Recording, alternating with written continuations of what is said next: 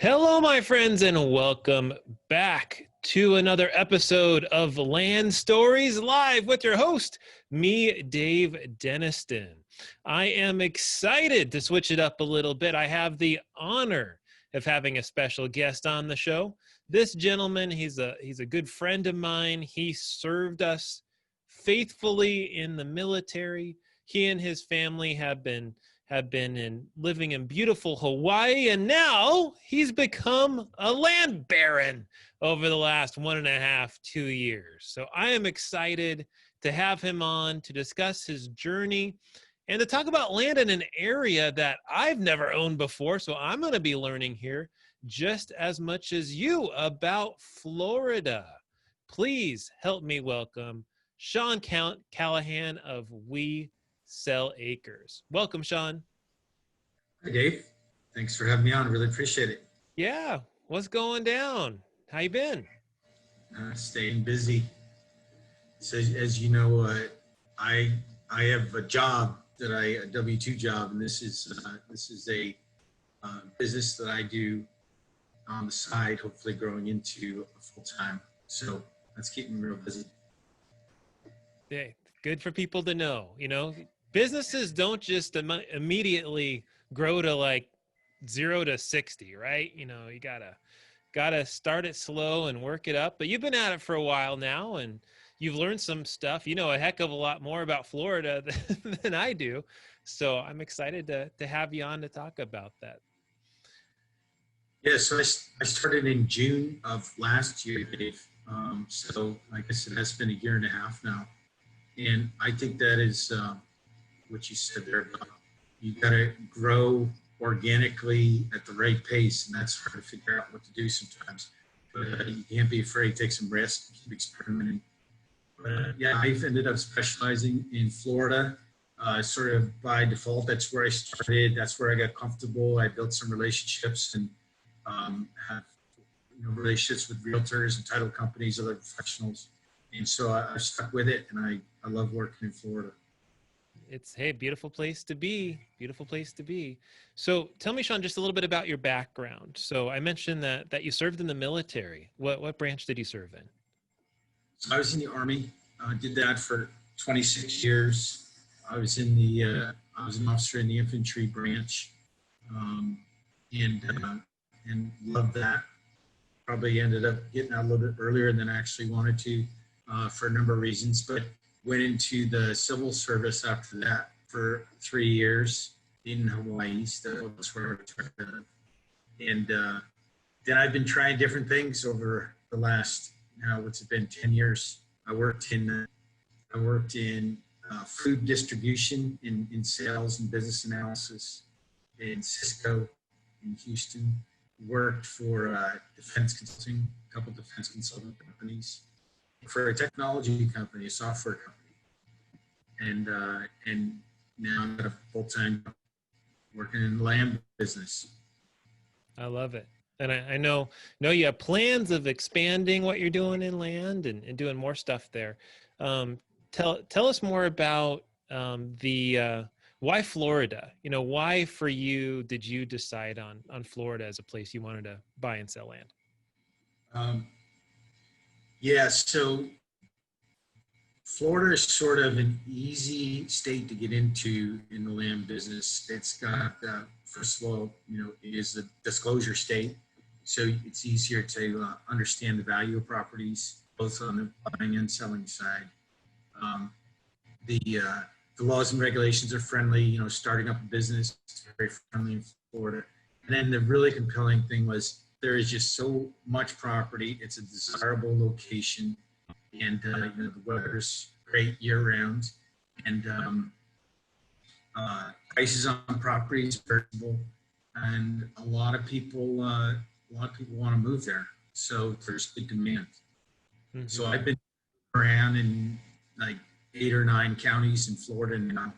Hoping to expand that over time. I understand those counties pretty well, and so my speed is pretty good. My efficiency is so that I'm selling at a good price to buyers who are interested, and I'm able to self-close and save money for both me and the buyers. Florida is fairly easy to self-close, which I do regularly. So tell us, what is that? What does a self-close mean? Yeah, so normally you would, in a real estate transaction, you would go through a third party, generally speaking, a title company, who would handle all the paperwork and do the title search, issue title insurance, et cetera, and would take anywhere from 3 to 6 weeks to close on a property. When we self-close, I always have clear title when I buy a property. It's in my business name. So there's buyers who are fine with doing their own due diligence and taking title in a self-closing where I can provide the paperwork and the documents and do the recording for them, and they save money. That doesn't keep them from getting title insurance either at that time or later on during ownership. So it's a way to save some money, saves time when the situation's great. Not good for all situations, but quite often with the deals I do, it's available. Well, from my experience, the self-close is a win-win for everybody. Normally title companies, well, they have their benefits.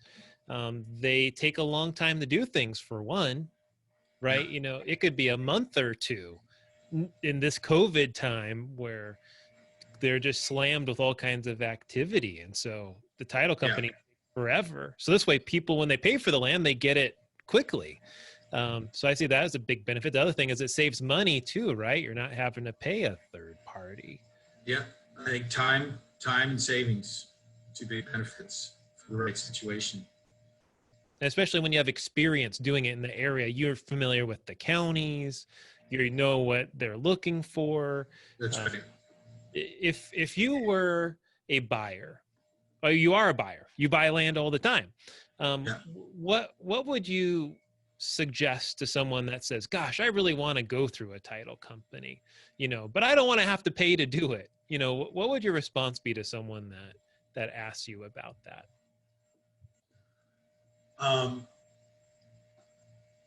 Well, I suppose one of the approaches would be, if you're comfortable with doing your own due diligence, you can satisfy yourself that the chain of title is clear and unbroken. You can check for liens and judgments. It's something that, someone like you or me, honest businessmen who understand it, we're happy to help people through their due diligence process, share documents and contact information. And so that would be certainly one way to approach it. And let's talk about Florida a bit. So tell us about Florida. Maybe I could even just bring up a map here for us. Let me Okay. put that up. Counties in Florida.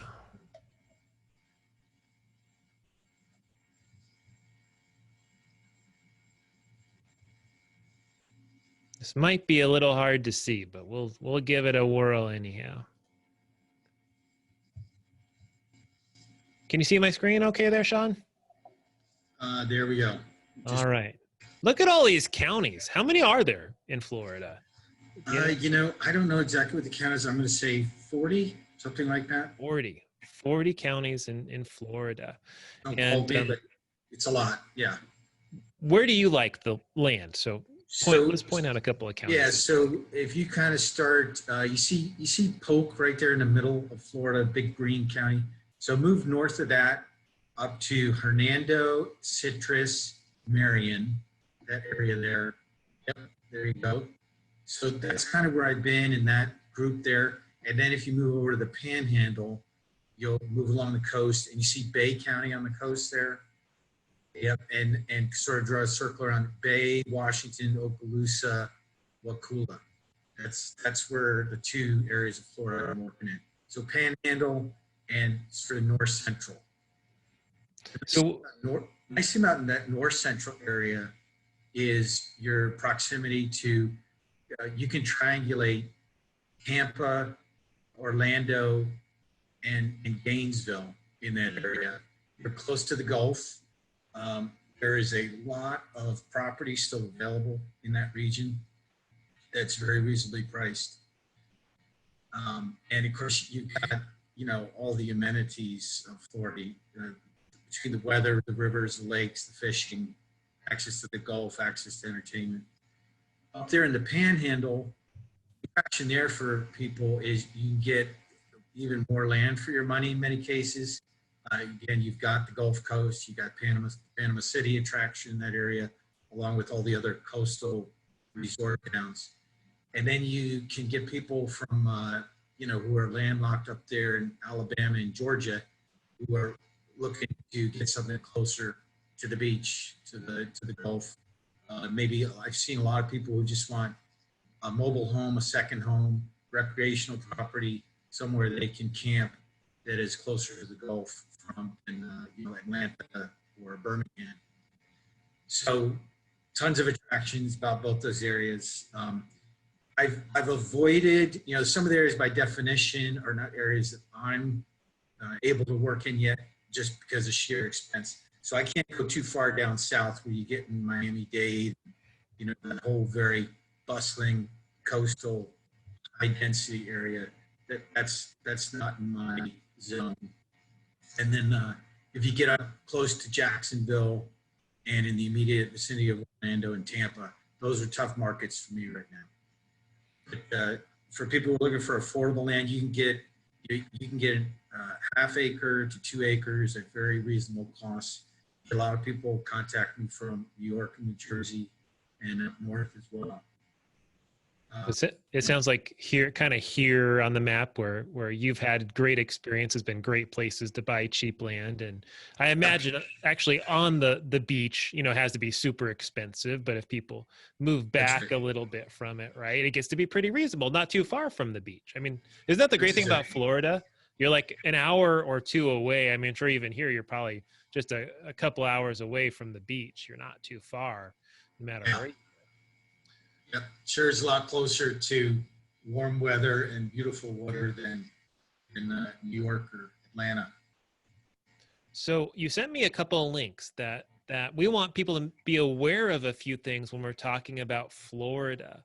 So we're going to include this in the show notes that'll be on the website for anyone that wants to check it out. So there's this link on fcit.usf.edu that has sinkholes. So tell us, Sean, why is this important and what do we want to be looking at here?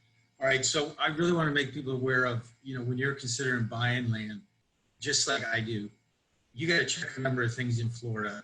Just like any state, there's unique things about it where you don't want to get burned by a surprise after you've bought the property. This is one of them, is sinkholes. So they keep an updated repository of sinkhole locations. Sometimes they get repaired. Sometimes you won't get the most current information. You can see the date. Some of these are dated.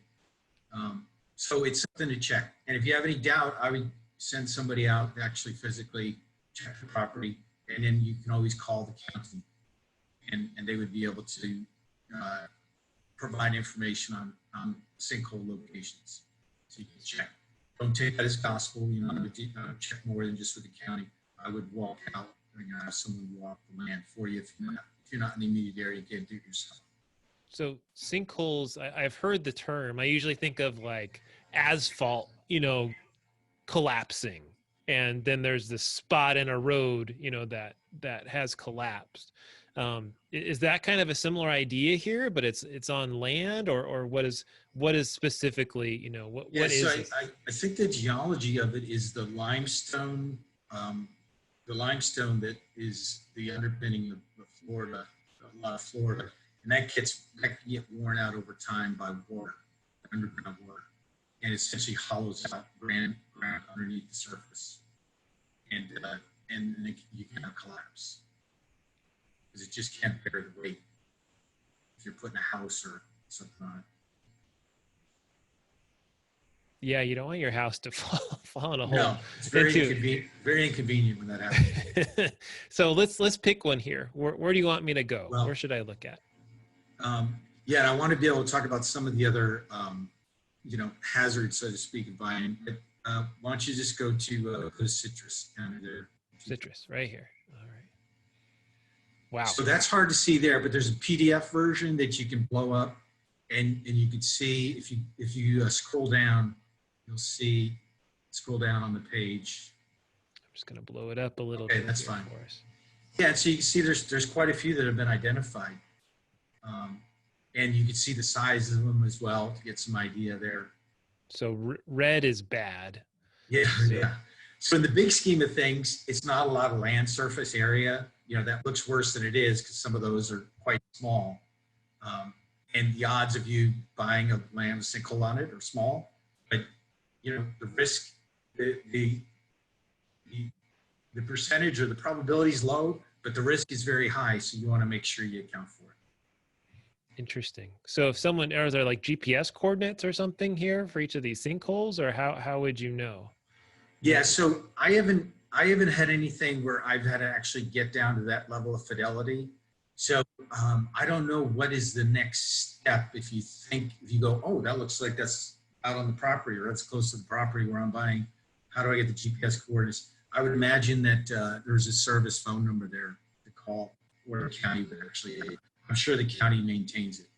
I haven't actually had to follow through on that yet since I haven't had Well, it looks like, yeah, here's a list here. There you go. Yeah. We got GPS coordinates. Excellent. So, and it even shows you the year and everything. So lots of great information here for anyone checking it out. Yep. Well, I know something else that was interesting that you and I were masterminding with some other land people, and you did a presentation on Florida, was that there's specific animals and plants and stuff that you need to be aware of whether or not it's on your land. So run us through that real quick. What kind of animals will change the way you can use or not use your land? And yeah, so I'll mention two in here to be aware of.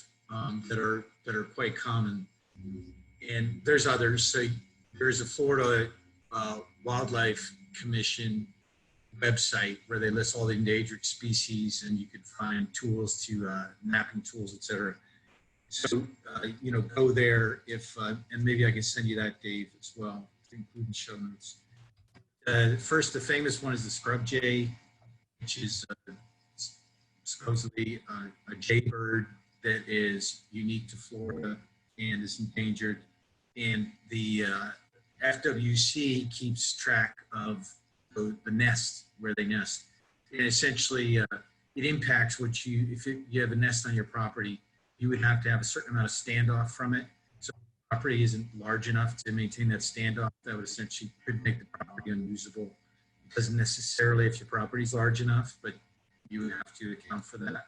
Or there's very significant fines and penalties for interfering with the nesting.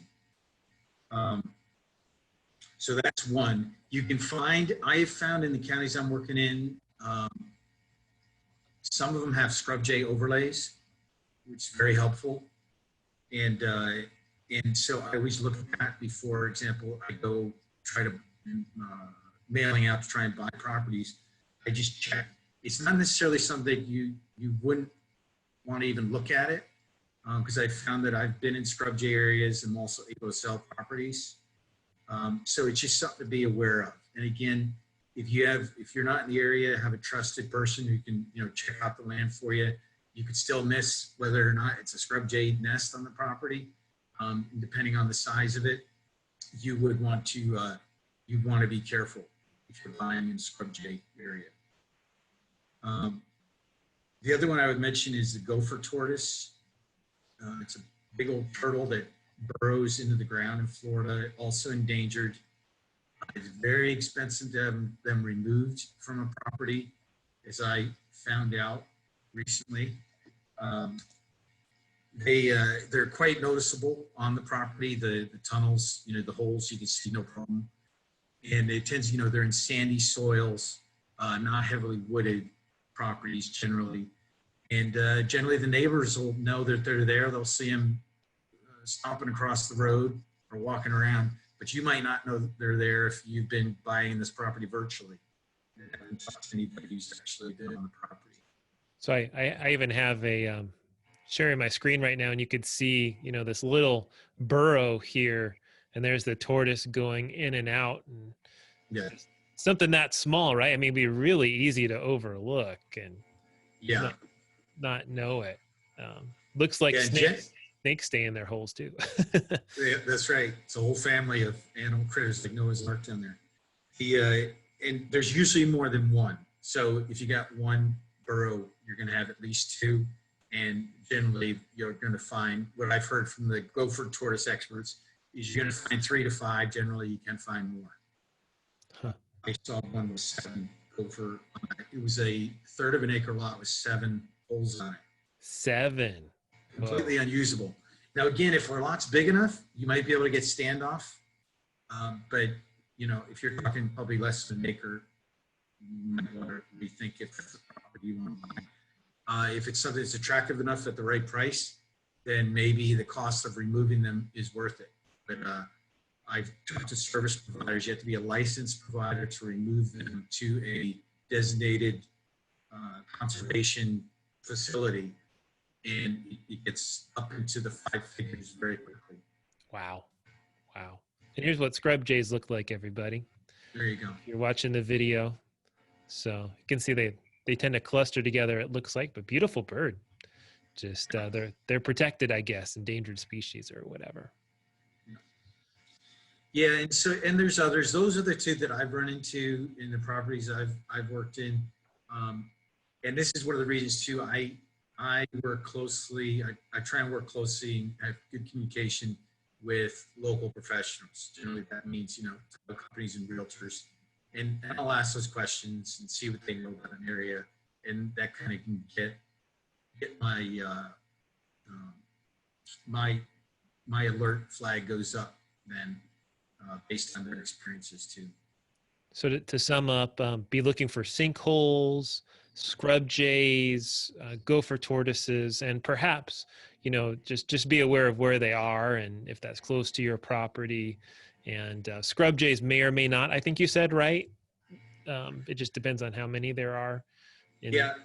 In both cases, you can get standoff, and I don't want to quote and be wrong on the number of feet, but there is a designated standoff that's acceptable for example, from a scrub jay nest. When I was talking about the gopher tortoises to the service provider, they've told me that they can actually relocate them on the property if it's a large enough property, and it's much cheaper doing that than bringing them to a facility. And then they set up some sort of low barrier fence to keep them away from the rest of the yard. So there's options out there, and it doesn't necessarily mean the property you shouldn't consider it, but it puts it at a whole different level of due diligence that you need to go through before you buy. Good information for anyone thinking of buying in Florida. Now, I know you had another website you wanted us to check out here, bestplaces.net. Tell us about this. What do you want to show us here? Yeah, so I guess the main thing here is if someone is thinking about buying land or they're moving permanently to a location, or in my case, I'd be thinking about Florida, check out this website and it'll at least give you a ballpark, a point of reference, a way to compare different areas, maybe where you live now to where you're considering moving, and see if, at least based on the criteria from a website like Best Places, which is, a credible website, you can understand what you're getting into, why you might want to move there, or what areas of moving there that you might want to mitigate before you do. So it'll cover, it'll rate crime, it'll show you population growth, it'll show you, quality of life measurements. So check out the criteria in there, punch in a location. So let's look at Crystal River, Florida. Sure, just a second. I have a commercial interruption from the 9-year-old. 8-year-old, yes, honey. My video is done. Okay, well, you can watch another one, sweetie, okay? I'll be done soon.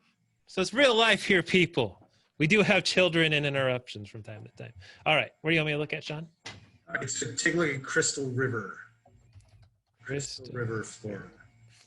And see, let's pull it up so we can see what that looks like. All right, so you get a real sort of dashboard That's an area that I've bought and sold land in. You get an age there, comfort index for the climate, home price, unemployment. Then you can dig down further below and get all kinds of statistics on that location. And you can also then compare location to location. Cool. So lots of good things to learn about a neighborhood maybe you're not familiar with. I think that's great. Great information for people to know. And I know that we normally do a featured property, and we're going to feature one of your properties today in Florida. So Sean, I got your website pulled up, wesellecres.com, with this 1.1 acre property in Citrus County. So tell us about this property, or tell me where you want me to go on the website. Yeah, so what you could do maybe is pull up the scroll up top there, just click on it, and we can just kind of, I'll talk through while you're scrolling through the photos. Yep, just click on that, and that should pull up. Should I click on it? Yeah, click on it. Mm-hmm. All right, and you can just kind of slowly scroll on through, Dave, and I'll just talk through the property. Sure. So this is Citrus County. It's been a great county to work in. This particular property is over an acre, which is good for septic installation. That makes it a much less expensive septic proposition because it does need septic. It's got electricity in the immediate vicinity. You can see there's some homes there already built, but you don't have any neighbors right next to you. Mm-hmm. It's a corner lot. You are 3 minutes, I believe, is the figure from the boat ramp down to there's the Cross Florida Greenway, I believe is the name of the canal that is just north of that property, and it runs right down into the Gulf, about 4 miles away. So it's a quick boat ride from that boat ramp down into the Gulf of Mexico for your fishing and other recreation. Yeah, you can see that right there. There's the ocean. There's the property. Yeah. Nice. Yep. It's an hour and a half from Disneyland. It's about an hour and a half from Tampa, an hour up to Gainesville. So it's nice triangulation between some, significant metropolitan areas and attractions and entertainment. Here you get a nice overlay to see what the corner lot looks like. So you got nice frontage on 2 different paved roads there. Yet you don't have no neighbors across the street either side or next to you. So I really love these type properties. I've sold a number of this type in this particular subdivision, and I've considered about keeping some of them myself for my, but so far I've been selling them all. There you see Mickey in Orlando there. You're about an hour and a half away from all the Disney attractions. Yeah, not too far away. So I love properties like that. You can do a lot with them. This particular one is in a flood zone. It's a flood zone A. Lots of Florida land is in a flood zone A. Generally, people understand. I mean, some people don't want flood zone period. They just walk away. A lot of people are fine with it. They understand they just have to build a little bit differently. There'll be, the permit will have to account for it, and they're fine because you get some beautiful properties, and as long as you are smart about how you build, the flood zone can be mitigated very easily. Nice. So, and this is a picture of the corner of the property there? That's the corner of the property right there, Dave. Nice. So you can see some nice tall trees around here, kind of evergreens and...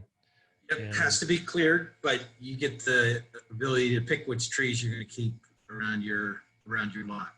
And there's cable telephone.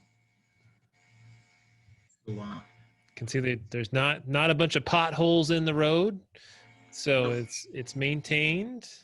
It's not pretty, but it's perfect. I drove down it myself just recently, and works just fine in any kind of vehicle. I think, does that take us back to the Cross Florida Greenway? Go back to that one, Dave. Yeah, so the boat ramp is just up north there along the straight part of the waterway. That's about what the boat ramp is. So that's the canal here that you were talking about. Yep. Yeah, originally they were going to dig that from the Atlantic to the Pacific, believe it or not. Wow. I think you actually can finagle your way from the Atlantic to the Pacific. It's not a straight shot canal like they had originally intended. They only got so much of it built. But this part they got built, and it goes well into the interior of Florida. And of course, this is fairly close here to the Gulf. That's great. I love it. Well, there's definitely plenty of green here. You know, we've had quite a few properties that are more high desert, and this is the opposite of that. It's lush, it's green, lots of beautiful things on it. And let's see. So it's 1.1 acres. So it's a nice sized property in Florida, Citrus County, and it does have an address assigned to it. Yeah, Citrus assigns the street number to the address for some reason. As you know, a lot of counties don't do that, but They don't. Yeah, that's unusual. yeah, I suppose it's a good one to be built on because it has power lines near it. Doesn't look like there's any other utilities there, right? There's not. it needs well and septic installed. Got it. But having power is a huge deal to Yeah. have that through. Yeah. And others, other residences in the immediate vicinity have well and septic. So it hasn't been a perk test, so you'd want to do a perk test. But I would imagine based on the other properties, it's not going to be an issue. And you've got enough of a land area there to work with. Well, it seems like being pretty lush that generally I wouldn't think perking would be a problem in a place like Florida. Yeah. But, any other specs about it? Let's see. Taxes on less than $100 a year. We love that. Yeah, very low tax. And it does. So let me talk about the restrictions. So that requires you can build up to 2 stories. It does have to be a site-built home. Modular is fine. And it does require a carport or a garage. If you're going to build a residence, you have to build a carport or garage along with the residence. No mobile homes, no RV living, no camping. No, okay. So it's meant to be built on. So someone that wants to retire down in Florida, be a great space for them. And is there any sort of limitation on the timeline for building? Do they? Yeah, you can buy and hold as long as you'd like, and then the permits are in 6-month increments. So you pull a permit, you have to get inspected every 6 months and show progress, and you can just keep renewing it till you're done. No Perfect. to build. And of course, we got to know the price of the property. I kind of went over it earlier. So let's see. So 11,200, and is that the cash price for the That's lot? the cash price. So this lot, I am doing, the only difference between the cash price and the terms price is the document fee and the loan fees you're going to pay monthly. But the cash price is the same as terms price. Terms, of course, is going to be more expensive because of the time involved and the documentation and the monthly service. But the purchase price is the same. Well, you're giving it a steal. I'm gonna have to talk you into adding some stuff to the terms price. So as people do, which a lot of our clients and customers and people that might be watching this probably are interested in monthly payments. So that way to make it easy for them to budget, because maybe they don't have 11 grand. So what would your terms typically look like, Sean? Yeah, so I am very flexible on the monthly payments. Dave, whoever wants to buy, so long as they can make down payment and pay the document fee, I am okay with anywhere from pay it off in 3 months to pay it off in 5 years. And so we will work on the monthly payments to try and fit the budget. And the buyer gets use of the property as soon as the down payment and document fee are paid. They have use of the property. It's under a land contract. And the only thing that I stipulate as a condition is that any improvements or material changes to the property are approved, that I approve those 30 days in advance. The recorded owner on the deed until final payment, at which time I immediately record the new owner's name upon payoff. Perfect. And looks like you even give people 30 days. You have a 30-day money back guarantee. 30-day refund guaranteed. You get all your equity back. The only non-refundable portion, if there was a document fee for cash, it's $99, or for terms is $249. I love it. Yeah. Well, as we wrap this up, Sean, anything else you want to tell us about this property or about Florida or your business or anything we should know?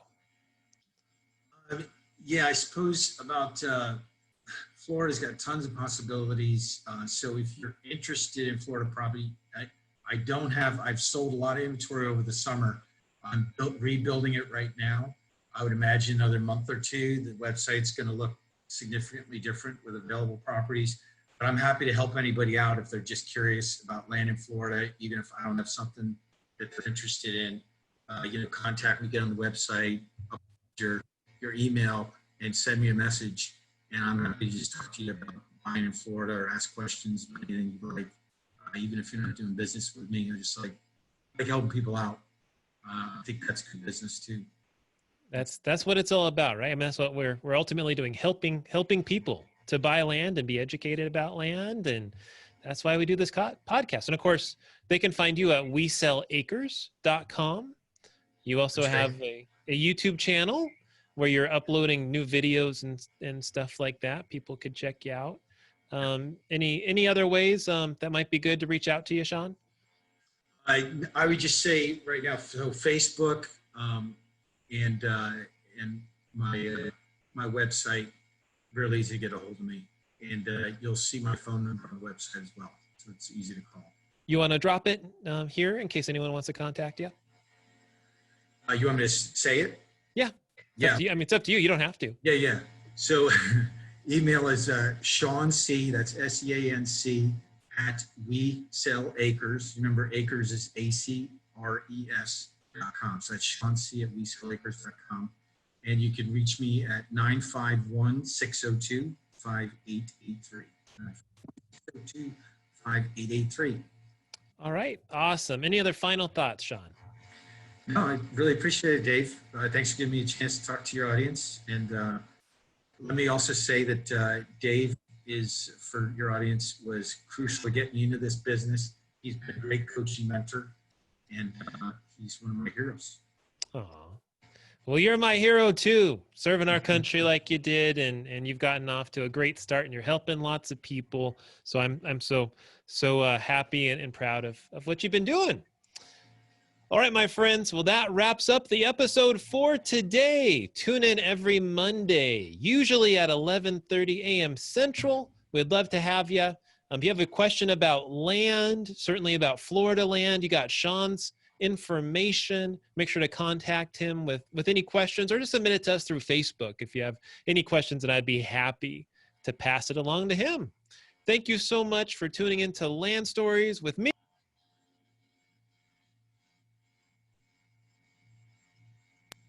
And for our special guest, Sean Callahan. If you have anything else, it'd be my honor to speak with you. Feel free to speak with me directly. You can give me a call, 775-234-2058. Thank you so much, my friends. Have a good one. Bye-bye.